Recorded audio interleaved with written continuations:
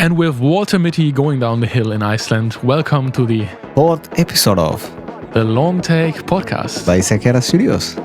It's a cycle. Like, you need to make more content to sustain this business, but also you want to do what you want to do.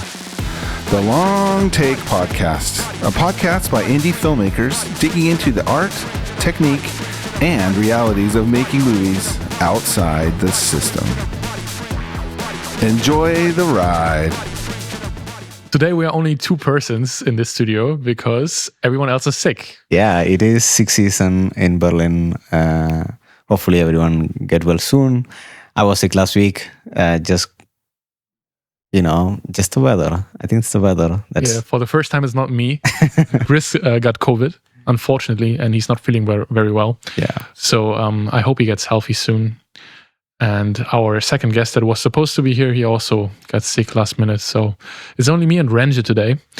And before we forget about talking about the movie that we showed in the beginning, let's just start with Walter Mitty. Yeah, it's a very inspiring movie for me, at least. I watched it a long time ago. In 2014. Like 3 days ago. You mean like for the first time? Because yeah, we for watched the first it, time. For yeah. everyone else listening, we watched it like 3 days ago in this office. And for me, it was the first time I ever saw it. So it was your second time already? No, I have watched it a couple of times before, but it was like at least 10 years ago. Oh, yeah. Then we watched it together like 3 days ago. Like, I forgot like a lot of scenes and I forgot how cool the movie was. Yeah, it's a very inspiring movie. Is it a remake? Because you said 20 years ago. I think it came out in 2013. But I also heard that it's a remake already. Yeah, I think so. It's been in production hell since in the 90s, because I think there is already existing IP and it's based on a short story, I guess. It has to be based on something, because I'm listening to this audiobook about the Nike founder at the moment. And he's like mentioning the film in the chapter of 1964 or something. I mean, maybe it's just because he wrote it later and he just put it in, but he's referencing it already. I'm not sure when the book came out. And I think the movie came out before all of these crazy transitions and travel videos on YouTube were popular. Yeah. So it was super cool to watch that. I mean, nowadays you have creators going to Iceland and all of these crazy places around the world and doing these kind of crazy transitions and cutting from one place to another in a very creative way. You have seen it all these days, but when the movie came out, it's super cool. But you've seen it all, but you haven't experienced it all. Yeah, which is different. It's completely different in my opinion. I'm right now I'm a bit obsessed with like bikepacking shit on YouTube, for example. And yesterday I saw a video from a creator. I don't know his name. I'm not very good with names, but he just made a bikepacking tour through the Himalaya, and that was sick as hell. Like, I really wanted to go. And he also like talked in another video about how people are really unlearning how to go for adventures. It always has to be like super safe, and like there's so many people that have to carry up like tourist shit when you want to go to Mount Everest. I think in my opinion you should just like train for it for like multiple years instead of having other people carry all your bags and stuff like that. But going back to Walter Mitty, I think that is what this movie is all about. It's about going for an adventure, leaving your comfort zone, and they portrayed it in a very funny way, in my opinion. I love the skateboard scene. It's so cool. And if you look at the story, Walter Mitty always daydreams instead of actually going for the adventure. Like, he has very, very imaginative daydreams, but once he actually goes for the adventure, he agrees, like, I don't daydream anymore because I don't need to. It's a inspiring movie, and also like very positive and very feel good. Very feel good, yeah. I love it. Yeah. And also the visuals are like, for filmmaking wise, the visuals are so great. I think it came out during the time where like everybody was switching to digital, but this was shot on film. But for me, it does not look doesn't really look like film, right? Yeah, it has a very modern look. It's a very modern look, yeah. Yeah, and I can see like Ben Stiller directed it, so I can see his style like from that movie to Severance. Like he has a very distinctive style when it comes to these shorts. I don't know if he's Severance directed by him as well. Yeah. Oh, I didn't know. Yeah, Severance is directed by Ben Stiller, and then I forgot the name of the manager guy who comes to kick everyone out. Adam Scott, the actor who played him, and he's the lead on Severance. Interesting. I mean, I have multiple questions regarding that. Like, my first question would be, how do you direct yourself? You know, like how are you acting in this movie and at the same time directing yourself? I think it's very hard to judge if your performance was good or not. Yeah. I mean, I can imagine, and especially when you have scenes where like you are acting with other people. Maybe if it is a scene where like he's walking around in Iceland alone, because there are a lot of scenes like that. Yeah. Maybe it's relatively easier to judge because it's just you. But like when you're working with other actors, like you also need to watch them. in a conversation scene, you also need to pay attention to what your co-actors are doing. I don't know. It boggles my mind. Yeah, mine too. Because how are you staying objective? It sounds so hard to just be objective in the moment and judge your performance. My second question would have been, have you also been daydreaming a lot as a kid? About Sakura or at Sakura? No. I mean, as a kid, have you been daydreaming? Oh yeah, I am very. I have that disease. Yes, the daydreaming disease. Yeah. Yes. I'm very good at daydreaming, and very good at building my own worlds in my head and staying in my head. I mean, it can be both a good thing and a bad thing, because when you are for example, you cannot go out, you're sick, daydreaming helps to not think about your current situation.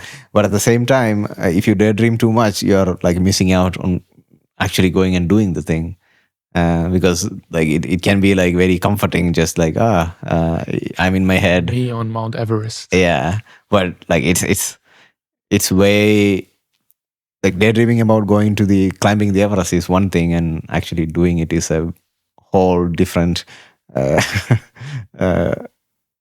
ball game. So yeah, but a little bit of dreaming is required, otherwise you are not getting motivated. I agree, and I think it can be a very nice escape. It saved me in school. Like all these moments, you just had a look at the watch in the room, and you're like, when is this going to finish? When is this lesson going to finish finally? I was daydreaming a lot. I was also playing piano on my table. I was a bit of a weird kid. Yeah, I used to do that during college, because I really found college to be very boring. Oh, because I was studying computer science. It's way more fun to just build something, using the programming knowledge you have, learning everything as you go, instead of sitting down, reading the book, taking the exams, and for me it was I was just waiting for college to end, because I was I know I am interested in computer science. I don't need anyone to tell me that, but these books, exams, and you need to prove that you know this. You need to write everything. I hate writing, especially when it comes to exams. Yeah. So did you have to write with a pen and paper? Yes, that is still a thing. I don't know how it is in Germany, but in India, yeah, you need to write. Well, I mean, it is a thing, but I don't think it's a thing in computer science. I think it's more like a thing in law. Yeah. Social studies. In India, it's still kind of traditional. You have a lot of exams where you need to remember things and you need to write it down. Okay. And if you don't write enough words on the paper, you don't get the score. So like there are teachers, there are professors, like they're like, oh, you did not write 3 pages. Yeah, that sounds conservative. Yeah. So I mean, how is writing 3 pages any indicator of how well you understood the subject? It is not. It is not. Yeah. It is not. B, it is a measure of like memory and So I used to have classmates who are really good at remembering every single detail, but they are not really interested in the subject. Mm-hmm. They are more optimizing for the score that they get. But I assume you also had to code in school. Did you guys also code in exams already? Luckily, we had exams where we code, which is on the computer, and I was really good at that. But I also had to write the exams where you need to write the theory on paper instead of actually writing the code, which was very, very terrible for me because I am not that kind of person, and it takes 3 hours. The exams are usually 3 hours, and yeah, it's a long 3 hour for me because I hate writing. I feel you. I studied social work and I had some law exams. Also 3 hours. That was intense. Like writing till the last minute, your hand was almost falling off. But I also had a documentary class in my university, and that was cool. It was my first touching point with documentaries. Turned out to be absolute bullshit. It was super bad, but it was fun. It was fun to finish it in time. It was almost like a mini film sprint. We only had a couple of shooting days and a few weeks of time. How do you teach documentary? Yeah, I don't even know how to. Well, I don't think you can do that in a small amount of time because it involves too many skills that you need to learn. You need to learn editing and shooting. And then you also have this completely separate skill almost of doing research, finding the topic, storytelling. So I think documentary is a very underrated format in general. The woman was absolutely great at teaching, and still I felt this was a little bit of a waste of time. It was cool to try it for sure, but I don't think you can really teach it in a couple of weeks. It involves too many skills, too many different skills. In general, I really like documentaries because you can have a look in so many different areas of society, which you would normally not have access to. My guilty pleasure is watching medical documentaries on YouTube mainly. I literally watched every single medical documentary on YouTube. Like documentaries about the pharmacy industry? No. Documentaries about emergency medicine, helicopters, people saving other people, stuff like that. I love that. I follow this channel. I watch every video on this channel called Chubby Emu. Chubby Emu? Yeah.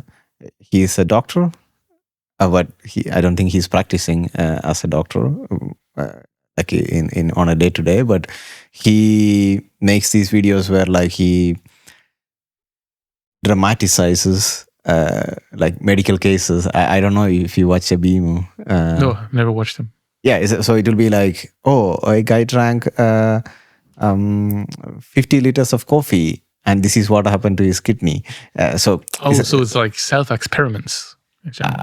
No, these are accidents because nobody wants to. Someone really did that. Yeah. Holy shit! Because for example, this guy had caffeine as a powder, and he mistook it for protein powder. So. Oh my god! So he. What happened? Yeah, I mean, a lot of organs shut down. So a lot of or all the organs. Yeah. So he is talking about these things from medical journals. So medical journals will publish this because these are study cases for medical doctors, because you need to when these things happen, it's good to publish them because I think it's good for the wider medical community to understand this. And then he explains those things, but he has a team of people who actually makes like there are characters who are acting these. Like he's like, Oh, that is cool. yeah. So it's like, so he's a filmmaker. He has like, I think 3FX6. He has like the whole production setup to make this happen. And yeah, you watch it like a mini documentary, what happened, and he explains like how doctors assess when something happens. You don't know what's happening to the patient, and how do you understand it through blood work. Like, okay, oh, these are the clues. Oh, the potassium is low. That can mean these 10 different things.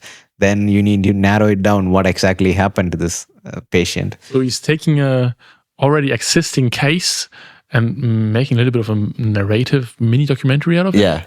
Oh, that sounds and these videos are like very engaging. Yeah, of course. Yeah, and I'll watch that. And he has like a team in China as well.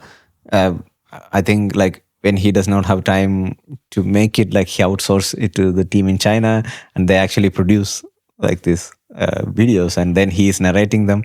And then of course he's a doctor, so you need to have some kind of knowledge to read these things and actually explain these things to what happens, you know. And most of these are like, of course, these are not very happy events, because people are going through pain and, you know, suffering.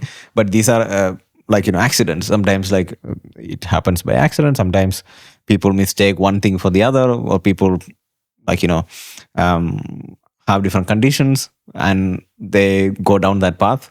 But yeah, he explains it, and it's very interesting. Like when you said medical documentaries, this came to mind.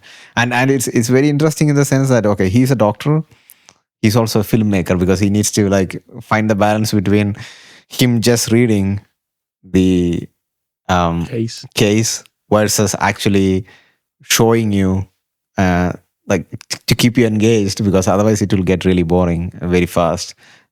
And he makes like, his videos get millions of views consistently, so he's doing something right.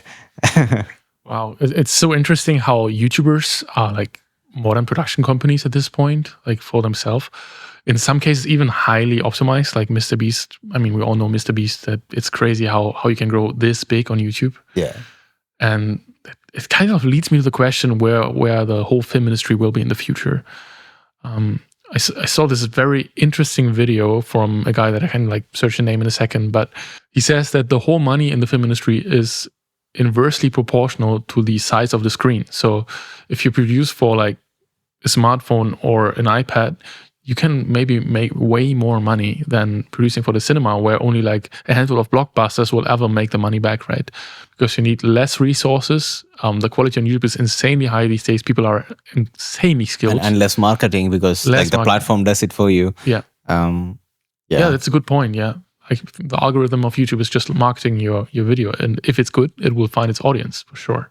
And I think the thing is like, you don't need to make it for all the audiences. Like, I don't think Chubby Emu's content is for everyone. Yeah. But there is at least like 5 million people who wants to watch it every time. So yeah, like, you know, he has consistent high views. So that means like, you don't need to, like movies, you're like releasing out into the world and trying to find as many people as possible. And you're not reliant on word of mouth. Yeah. And also a lot of very expensive marketing. Yeah. Yeah. What would you say, like in percentage wise, how many films are you watching in comparison to YouTube videos? How much time are you spending in your daily life? I would say more, I mean, definitely more YouTube videos than movies these days. Sometimes YouTube videos about movies than actual movies. Yeah, true. Yeah, that's the same for me sometimes. Yeah. I mean, as a aspiring, as a filmmaker, and you know, like being in the circle, I watch way too many YouTube videos over analyzing movies and how to be better at filmmaking than actually watching movies these days. Yeah. But I would say like this is also somewhat entertaining. It's not just like educational, you know. So I would say it's like 50% for my entertainment and 50% for the sake of learning from these videos.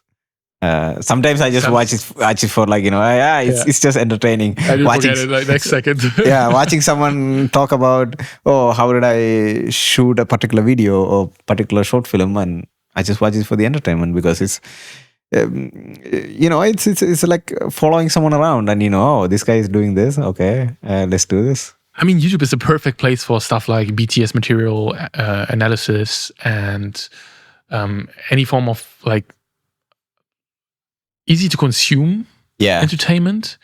I think where it gets really interesting is that on the one side you have like this very easy to consume content, like I don't know, Dr. Mike, for example. I don't know if you know him, but super cool YouTuber. I love watching Dr. Mike. RP guy.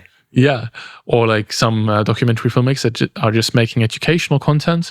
And at the other side, you have huge blockbuster films released in the cinema, and then you also have like indie films in between. But I think the most interesting segment is between indie films and this very easy to consume content. People that are actually trying to make something high quality on YouTube. And I've heard that it doesn't work as well as just making educational content because it's harder to consume and there's a smaller audience for it. But if it works, it can explode, right? So what is Mr. Beast doing? He's essentially just having a huge show, right? Yeah. Like a Netflix show almost, like, which he also has now, but before it was also like a Netflix show already. And people are watching it, but it's more of a 10-minute mini snippet of like a big show. So yeah. Yeah, I would say like Mr. Beast's content is very, very, how do you say, it's like very tasty fast food because like you take all the tricks in filmmaking and storytelling to where like, how to capture the audience and keep them for their like 10 minutes. It's like high intensity, like the edit, the production, the sound, the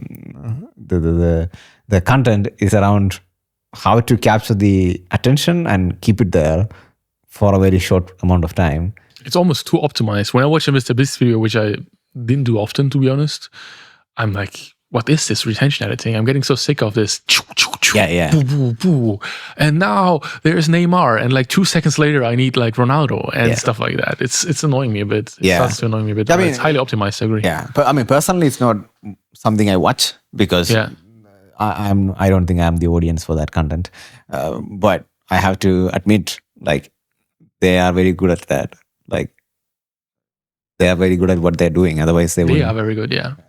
I mean, even for the Dr. Mike's content, like he has a video guy and editors. It's not like the effort is not easy. Like it might look easy, but like they have to produce the content. Like they have like production setup and they have production schedule and they have a dedicated video person, like pushing for this. So he's a PhD and he has other things to do, but like, for the marketing of their app, they need to do this. And then they operate like a production company at that moment. Then, and I think at this point it does make sense to separate like real production companies from these production companies. But in the end, these people are skilled in they're like targeting another audience, but they still have like these storytelling skills. They still have the technical skills that you need to record like these YouTube videos as well. And it is really hard to do. Yeah. Everyone who has never tried to make a YouTube video, go try it. It is insanely hard. You are like watching it on your couch and thinking that they can produce this in a day, but you will spend at least 1 day for the rough cut after you recorded everything, and then maybe up to like 10 days for like real editing. And you need to have a backlog of 10 videos to be consistent. So so not only you need to record, edit, do the production work, like be in the video, you also need to think about, okay, what am I going to do for the next 10 weeks? And there is another like YouTube channel I really like, Legal Eagle. I never heard of that. Oh, this guy is a lawyer in the US.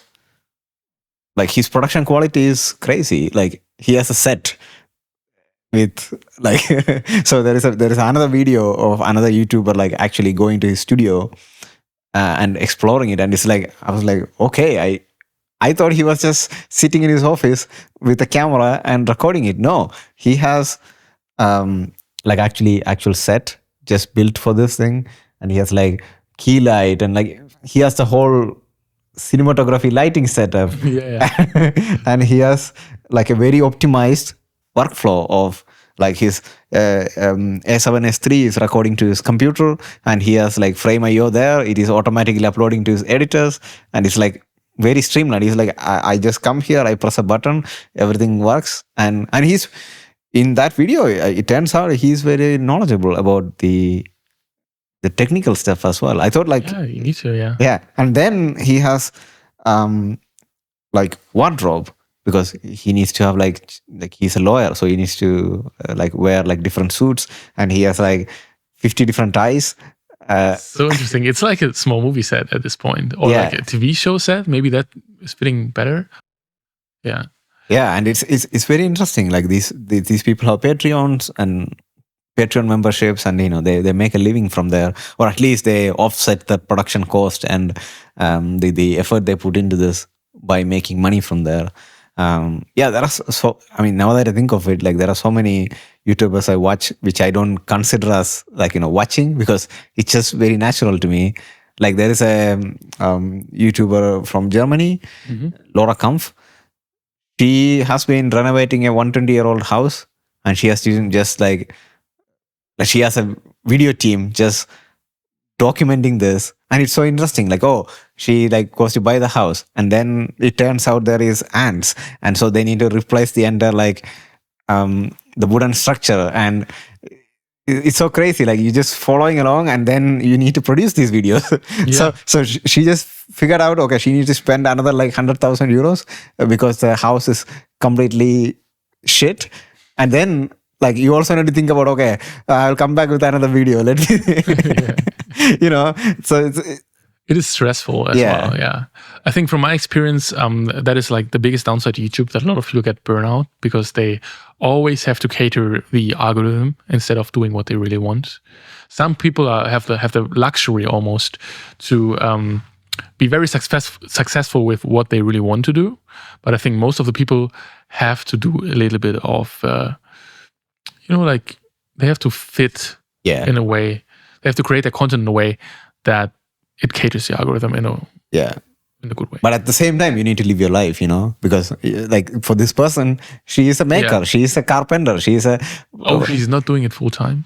I mean, she is doing it full time. She is a YouTuber, but she is also renovating a house, and also she is making a lot of things. She's like a inventor and maker. So that's her thing. So she needs to keep making these things because that's what she wants to do. And she takes people along the way, but she cannot do it alone because it's too much work. Because if she is doing these things, someone needs to make sure like they are recording, editing, uploading consistently, and also keeping the quality, and and again, I always thought like, oh, these people are just maybe recording with phones, and like right. We are downgrading these people, and I always thought like maybe like it's not like a fancy setup, but when you see the behind the scenes, like man, they have like very like they invest a lot of money into this as well. Like they have good cameras, and like they actually do professional workflow. They might not call it professional workflow because it's just what they do. But like they have editors and other people to take care of this, and they need to pay them now. So it's a cycle. Like you need to make more content to sustain this business, but also you want to do what you want to do. Yeah. Sometimes I'm thinking if YouTube videos are just another art form, or if it's worth less than actual filmmaking, that's like a question that I'm thinking about a lot. Because of course there's this long history of people creating films in Hollywood, huge movies. I mean, they're almost, I don't know, intellectual heritage in a way. You know what I mean? It's like, and seeing someone on the big screen meant a lot. Yeah. Because working on a story for years and perfecting it, and then bringing it onto a big cinema screen, and it gets mainstream adoption. You know, like there's films that are actually like part of pop culture that everyone knows, that you can always have a reference to. That doesn't really happen with YouTube videos so much, but I feel like it's starting to happen more. Yeah, I would say like it depends on how much popular you are. For example, like there could be memeable moments, and like, you know, moments that from like Mr. Beast video, or like any of these big creators videos that are like etched in history now, because like, oh, something stupid happened, or something like, you know, iconic happened, and like those are memes now. I mean, which is like the new age, like, how do you say, paintings where like things are etched, because like, oh, it's a meme now. It's a meme now. Yeah. But I would say it also depends on who you ask, because a lot of young people, like, you know, if you ask them, oh, I want to become a YouTuber, they don't say like, I want to become a film director, because like they grow up watching these videos, and they idolize these people, like we idolized like big filmmakers, like you know. It's interesting because my generation was growing up with both at the same time, but I'm starting to think that like the more I see younger people than me growing up with their smartphones, consuming like short form content and stuff like that, where I'm like I have a little bit of a negative sentiment towards that, which is not coming out of nowhere. Like, I used all these platforms. I used Instagram. I was on TikTok for a long time, but it's just frying my brain in a way that I don't want it. Yeah, absolutely. I'm getting into this flow state. I'm swiping my life away, and this is how it feels to me, like with sensitive shit that I forget after like 2 minutes again. And I have the feeling that movies just won't be that relevant anymore. Everything goes in waves. It will never disappear completely. I really can't imagine like people watching a lot of movies that scrolling every day, right? If it gets worse and worse. I think this is also like a little bit of a boomer take to think that it will get worse and worse and worse and worse. There's usually like the reality is not black and white. Yeah. I think there's a lot of young people that are watching movies and also scrolling on TikTok all day. Nobody has really found the answer yet where like this high quality content will sit, right? Will it be on YouTube? YouTube tried to have this YouTube premium films. Nobody watched them ever. Then there was also like this, what was the name of the startup again? Quibi, like, weird name. Maybe that was the reason why they failed. They had like 3 billion euros in funding or something. I think 1 billion raised. Or 1 billion. And everything was shut down in like from April 2020 to this. And how do you burn through 1 billion in 6 months? And nobody wanted to watch anything like on the phone.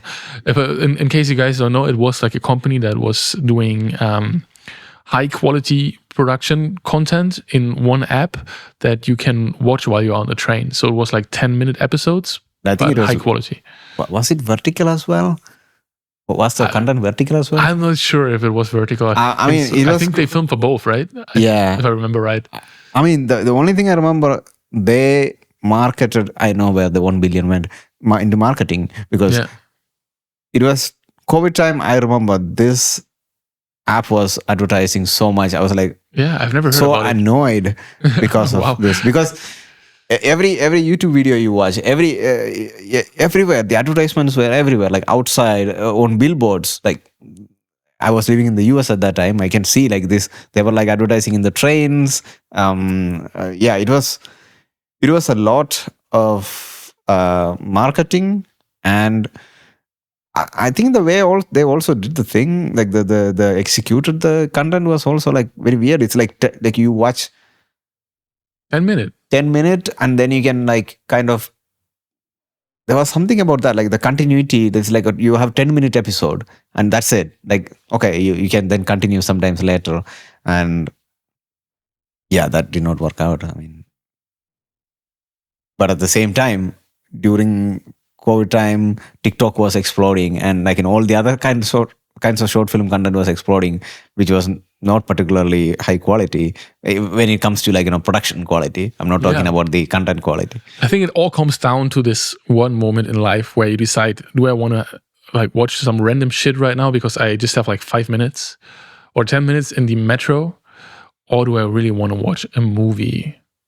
or something in between? Sometimes in the evening, I'm also deciding, like personally, do I want to watch a movie or do I want to watch a documentary on YouTube, for example? That's almost the same running time sometimes. I don't know. It's just like two different modes for me. Sometimes I'm watching a documentary on YouTube that is like 1 hour and 10 minutes, like this, not even thinking about starting it. And sometimes at the same time, I could like watch a movie that is like 90 minutes, just 30 minutes longer, you know? Yeah. And I don't do it sometimes. It's just like, Yeah. I mean, what's the reason for that? I can't even tell. I watch reels on Instagram. I'm not on TikTok. I watch reels on Instagram, but I can see sometimes it's really affecting my, like, you know, I don't want to say just mental health, but like it just tires me. It just like, you know, after like 15 minutes of scrolling, I'm just like, what am I doing with my life? Yes. You know, I just get that feeling, even though those things are entertaining sometimes. But sometimes you also just see repetitive content, because in Instagram, like there is one trend catches on and then everybody is like trying to replicate the So that's what I hate so much. Like no one is giving a shit anymore about originality. Yeah, the hype cycle is so fast. Like something gets trendy, it gets overused and it goes out of fashion. It's too fast.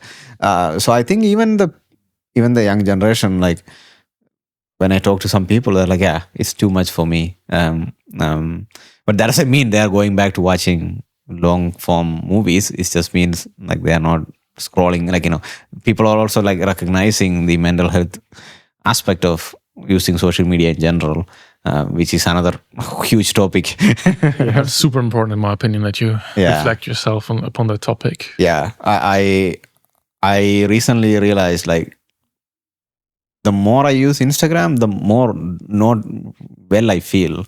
Like I don't feel really good. I deleted the app from my phone because I have the same feeling every now and then. And a lot of people say that it's about the comparing aspect for them, that they are always like comparing themselves to like other people. And, you know, if whatever you do in life, there's always someone better than you, usually an Asian. And also it's just this like constant feeling of like, you know, did I miss something? Did I miss something? Which is what gets me, because like, there is always people updating something. I want to know like what's happening in their life all the time, which gives me anxiety. FOMO, FOMO and anxiety. And then like, for example, I watch too much, like, you know, filmmaking content, and I'm like, okay, I'm not doing anything. What am I doing? Like, when am I going to shoot with Ari Alexa? You know, I mean, that's just an example. That's a silly example, but like that gets on me. And then I try to reduce it, and I can see, like, you know, I'm more present. I'm like, even when I'm watching something short form, if I'm actually enjoying it, it's different than when I'm passively just scrolling without even knowing. That's that's the worst thing. You scroll. You don't go in there like, you know, with the intention of scrolling for like 45 minutes, but then you do that and then you get out like, of the tunnel. Yeah, I'm like, okay, fuck. You just feel the guilt as well, because you just wasted like a bunch of time, like, which is. Yeah, it's funny that we always call it wasted, right? I mean, you wouldn't call it wasted when you would watch a movie for 90 minutes. It's like only half of the time sometimes that you are swiping. Yeah. But we all know that this is not giving us any positive in our life. And it's just for dopamine. It's just for, I don't know, watching some random shit again that we don't need to see. And it's addictive. To be honest, it's just very, very, very addictive. And it's very hard to get away from it as well. Yeah, but I don't get that feeling when I'm watching some YouTube video that is not film. That is something someone else actually put some thought into. Like, somebody's presenting something like properly. They put some effort into that. Like, because you feel like you took away something from it, you know, like something interesting, something. Yeah, it's, to be honest, it's something that is like developing in our society that is annoying me a bit, to a sense. I'm also guilty of that, but I think we are always trying to find the quick solutions nowadays instead of going for the long grind. And we always, like, everyone is trying to make it seem like this particular thing is very easy to do and very easy to reach. And YouTube is a perfect example. It's extremely hard to be successful on YouTube. You could grind for like 4 years and have like 100 subscribers if your videos are not good yet, if you need to learn the skills and stuff like that.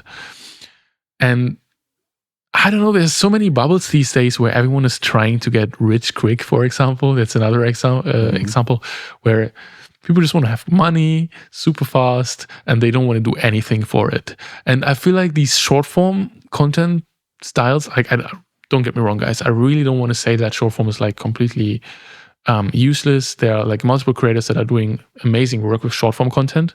I personally couldn't, but it's good for political education. It's so good for a variety of different topics. But at the same time, it's also, in a way, a very quick way to get views that nobody will ever really care about. I mean, I'm swiping on my phone and I don't remember your name. Yeah. You could have this 1 million views on your TikTok account. I don't care unless you're like on my feed every single day, which only like a handful of people have ever managed to do. I don't care about your content, you know? There's nothing sustainable that you can build from that. And having 10 people viewing my YouTube video on YouTube and writing a comment and actually seeing my face every week and watching these videos is worth 1 million times more, but it feels way worse. Yeah. It feels like 10 people watched my YouTube video, you know? I saw it somewhere, like getting 100 views is not that bad, actually, because think about, you are going to present a drama, like a real play, and 100 people stands out to watch it in the theater. You would not call it like, only 100 people came to watch my show. Yeah, we also cannot imagine these numbers. Like, imagine 100,000 people watch my show. You're like, wait, this is like a full festival stage. Like the headline festival stage. For some festivals, it's like 80,000 people. And they all watch your video. It's crazy, right? It's like, it feels so normal these days to have like 1 million views on something. Yeah. And the other gold rush that is going on right now is with the AI. Like, everybody is claiming, you can make a faceless YouTube channel. Oh yeah. With all of these AI tools. You don't need to write the script because ChatGPT will write the script for you. You don't need to record any video because AI video generator will generate the video for you. You don't need to speak because there is AI audio generation. My question is, like, if you pump out content like this, who is going to watch all of this? Like, you know, nobody really wants to watch that because it's not made by a human. Yeah. At least that's my thesis. I hope so, that it will be like that. Maybe at one point in history, people will not care anymore. But right now, as soon as I realize it's AI content, I just like turn off. Because why? I don't want to see computer-generated content. I'm there for the person. I'm there for their opinion, for their view, for their style of editing a video. And so I think we are going full circle to realize that it's about art in the end. You know, it's like having music that is AI generated is great if you use it for another art form. Like, whatever, you're doing a YouTube video and you just need like random music in the background. It's an ingredient. It's an ingredient, so to say. But if you really want to listen to music in a very intentional way, there's just no way you can replace the artist, because I'm listening to their shit because I'm connecting with them as a human and I'm connecting with their lyrics, you know? Yeah. So, Yeah, I would say, like, if the artist uses some tools that is AI generated, it is fine as long as it's not the full thing, you know? Like, for example, like, I'm doing a video, I want to erase something from my video, like some object. This is that's zero problem. This is great, you know? Like, nobody wants to spend 3 days rotoscoping, I don't know, a 2-second shot or something like that, like you had to do back in the days. If that frees a visual effects artist, they can actually focus on cool stuff. Yeah. So that's the, like, other than that, it is a big turn off for me as well. It's like if you just say, okay, I just used AI slope to create this, and like, here you go, watch this. But unfortunately, what I hear is that there are like some niches where like this has some application. I know a person whose brother is found his success in this. I mean, right now he is using AI, but like he has several like faceless YouTube channels, and that's his entire thing. Like really? He makes a But lot I of don't money. think faceless YouTube channels in general are like a term for AI usage only, right? Yeah, but nowadays, okay, now he's automating this. Oh, Yeah, because like he found success. Now he's like he is able to like multiply the output because of the AI. I mean, I don't consume content like that, so I don't know. I cannot comment on like if maybe we do. I don't know. Maybe it's gonna be so good at one point that we think it's not. Yeah, maybe in the future that can happen, and we will never notice until we are told that could happen. I really hope that will never happen. It's such a sad note. Yeah. But again, it's like saying there are like people saying, "Oh, now that AI is here, everybody will start companies." Okay, every person in this entire world is starting companies. Who is employing these companies? Like you have to think in that terms. Think in those terms. Like, if everybody is creating content with AI, and there is no consumer for this content, like what is the point of this content? And exactly. Yeah. Are you going to just sit down and like create content for yourself and just like that would be so boring. I want to sometimes I just want to think about it. I want to see what other people have to say, what other people made, like that's the whole point of like the surprise, like, oh, they made this. Okay. Yeah, I'm just scared that we are getting to a point where it's not as clear anymore who's real and who's not. I think then it will get dangerous for like the whole industry. Yeah, but in movies, we are also like still so far away from having like a real AI applied thing. I think the first people that going to lose their job are like voice actors for sure. It's just too easy already, and you can see that 10 years from now, it will be so good that they are not really needed. So people will license their voices and stuff like that, which is already happening. But I think it's so far away still that we can actually do whole AI movies that are also like completely clean regarding the question of copyright, which right now is like zero clear, right? Everyone says, yeah, it's copyright-free material that you are creating with the AI, but is it really? We will see after all these lawsuits that are going on right now. But the other take is that, people are going to flood the market with all of this AI movies, easily made, very low quality stuff, and which is going to actually increase the value of movies that is made intentionally. It's like people going back to using film these days because they're like, I see so many pictures with the digital. I want to take pictures with my film camera, and they try to use it more intentionally, and it is like kind of limited.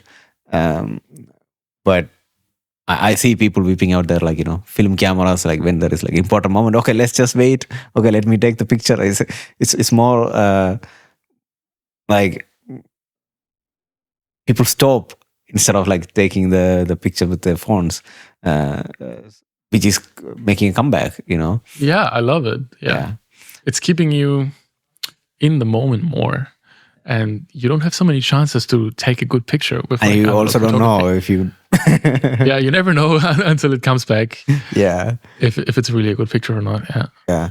So I mean that could also be a possibility. Like, there is so much AI generated junk, and like people are like, okay, enough of this.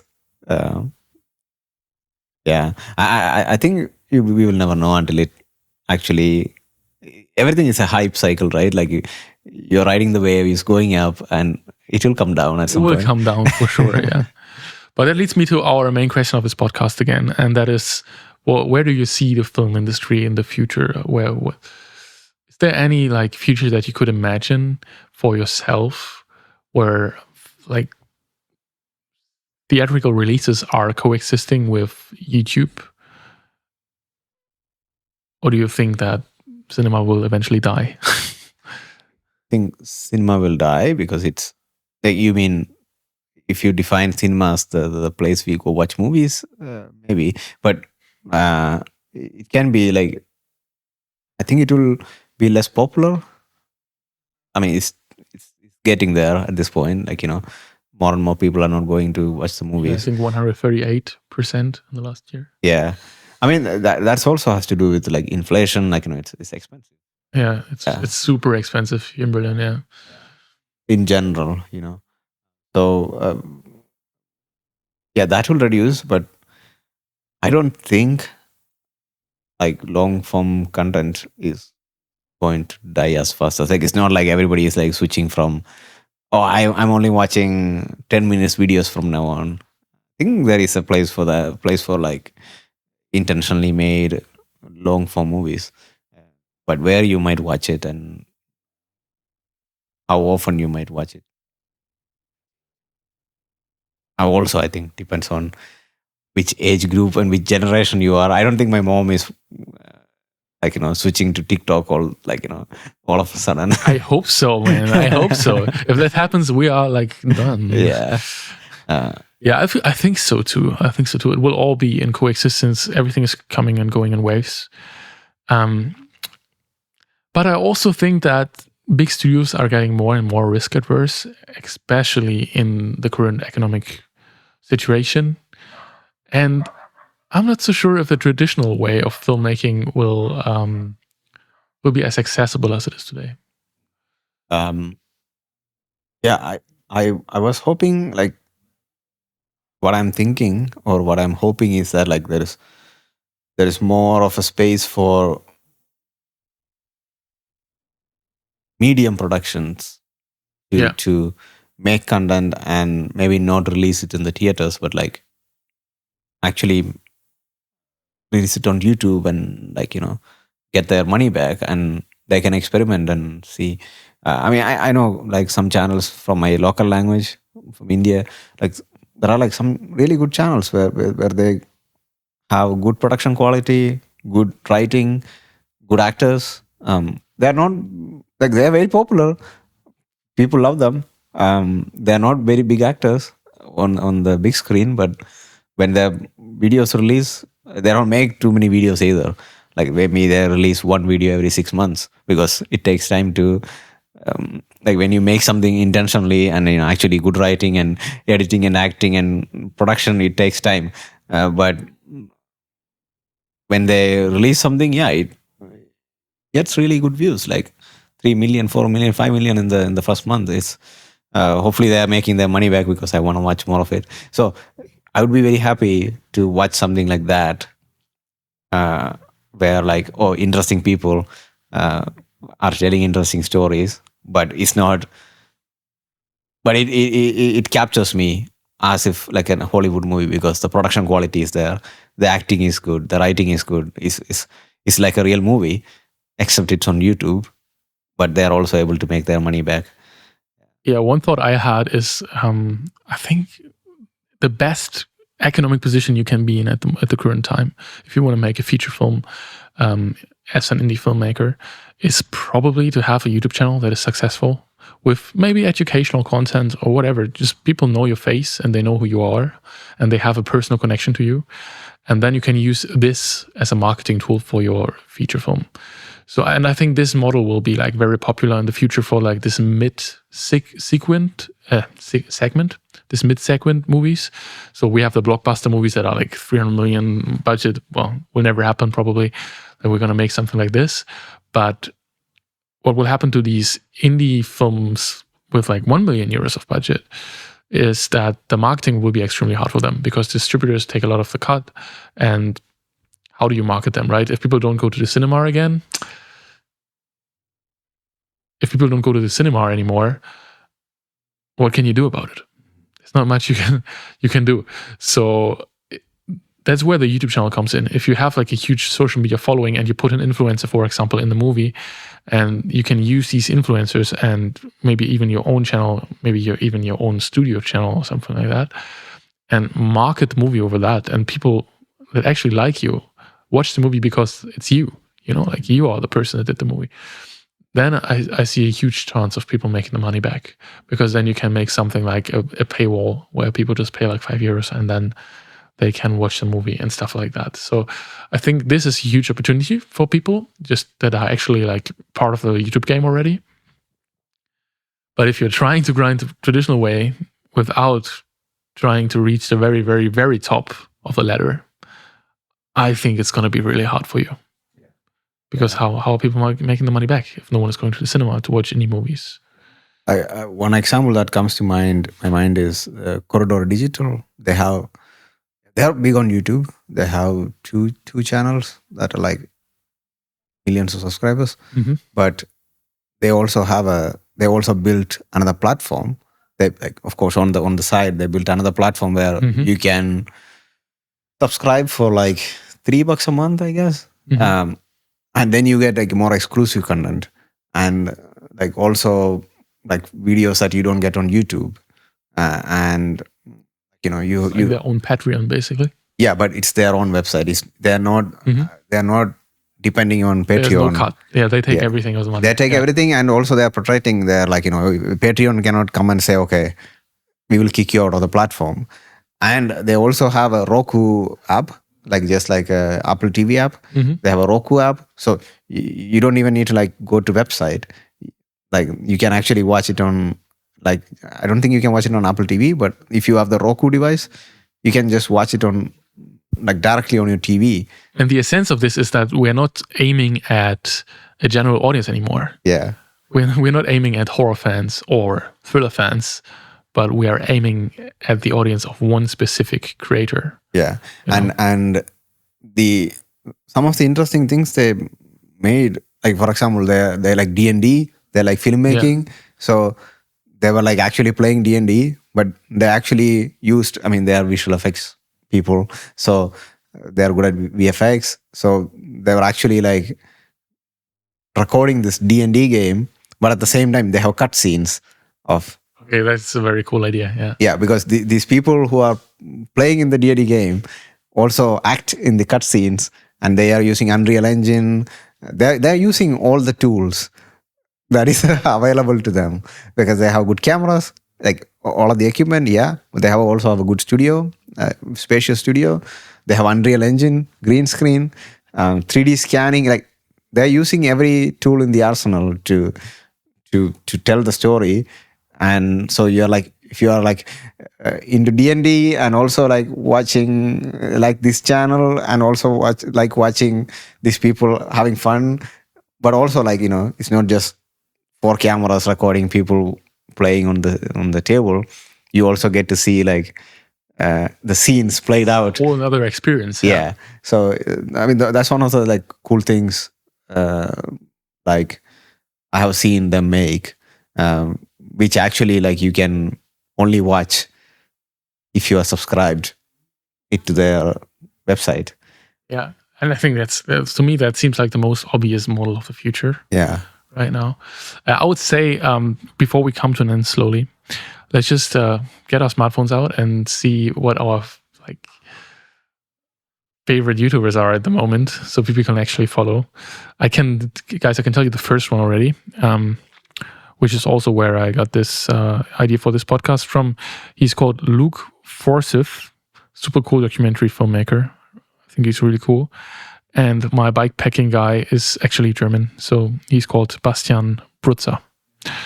And also, if you have never checked out Scott Peters, he makes the best filmmaking content, in my opinion. He's like an industry veteran. He's like in the industry for 11 years, and he kind of shows how it works. Okay, let me see. Yeah, I have a lot of programming stuff. Oh, Danny Gavritz. I can continue for a long time until you need to find your first filmmaking thing. What else do I have here? Dr. Mike We talked about him, right? Yeah. There's a cool DP from the US called Giancarlo Stigliano, and he's teaching a lot about stoicism and how to stay calm on set, which I really like to watch. And to have a female in here as well, there's a person called Aya, which is doing, she's doing insanely cool business content for filmmakers and how you can build your production company, as she herself has a very successful production company. Cool. Did you find something in the meantime? Yes. I can continue for 3 hours. I mean, are we just talking about channels that are... That you like, yeah. Doesn't matter. Okay. Just not... it doesn't have to be... Filmmaking? Filmmaking? Okay. No, not necessarily. Okay. So, I like this comedian guy from the UK called Max Fosh. He has very weird ideas, like finding the baby that was born next to him. Oh, wow, that's a cool idea. Did he find it? Yeah, he did. Okay. Yeah, I mean, how the fuck? Yeah, I mean, it's like he has these ideas, like, I think I started watching him when he did. He made some random outfit, and he went on to be presented in the Paris Fashion Week. What? Yeah, he just made a hype walking down the street, and people thought it was like real, like. Nice. Okay, tell me some more. Yeah. More YouTubers. Captain Dissolution, one of my favorite YouTubers. He only posts stuff once in a while because his videos are high effort. His usual content is taking Some viral video from the internet and proving that it is all VFX. It's not like real. Because he is very knowledgeable in like video format, the technology, so he can analyze and say, yeah, it's not a UFO. It's just somebody in After Effects, animating, tracking, because he can find those artifacts. But he has this short form videos, like 10-minute videos, where he explains like, what is an aspect ratio? What is blur? Like a 10-minute video on blur. It's good luck doing that. Yeah. So you have the Gaussian blur plugin in DaVinci, and then you just like slide the. No, he's talking about blur in general. Yeah, I know. Yeah. I was just imagining how I would do a video about blur for like 10 minutes. He's Impossible. talking about, and it's so fun to watch because you never think it's just one guy making these videos. It's crazy. The other thing, filmmaking stuff. In-depth cine. I really like in-depth cine. We need to exchange this later. Yeah. You need to send me later. Another person I watch, he posts very rarely, is Pony Smasher. He's the director of Shazam, Annabelle, really? Lights Out, those kind of movies. He has a YouTube channel. He vlogs. I didn't know. And he has these videos where he talks about, it doesn't matter you work in Hollywood, you have to do direction. Filmmaking is problem solving. It doesn't matter you have 90 million to make Shazam, you still need to problem solve. And his latest video is very interesting because you would think everything is very planned out and very intentional.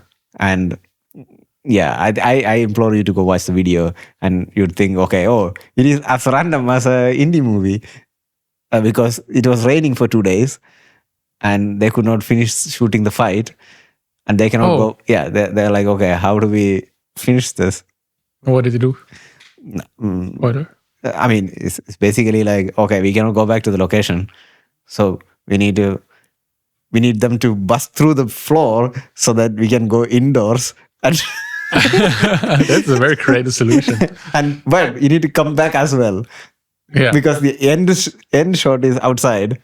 Oh my God! How do you get them to then to fly through the roof? Yeah. They're like looking through the footage that is not used, using it creatively and shoot this fight 6 months later. And he's like, yeah, that is how you make a Hollywood movie. Like, it's the same amount of sandbox and trial and error. And he's like, oh, we had like, the only difference was we had like 3 cameras, so we could like get more footage. Yeah. But if it is raining, it doesn't matter. It is Hollywood. Yeah, it is raining. You lost the shot. You lost it. Plus $90K a day for crew. Wages. So like Pony Smasher is really good. I mean, he's not a regular YouTuber, but like I like his videos. Who else? We have time for one more. Okay. Give us one more. Okay. Since I talked about Chubby Emu, go watch Chubby Emu videos. It's really, if you're not squeamish about medical stuff, it's really fun videos to watch. I really like. Gonna do that. Yeah. Oh, sure. Okay. Nice. Well done. I would say, Renjith, thanks for having this amazing talk today. Yeah, it was fun, even though it was just us. Yeah. But hopefully we'll be back with more people. I hope so. At least 3, not 2 again. Yeah, we miss Chris. So hard to talk all the time. I'm not the most experienced podcaster ever at this point, and it's also not in my original native language, which makes it harder. But I hope you guys enjoyed, and please subscribe to this YouTube channel.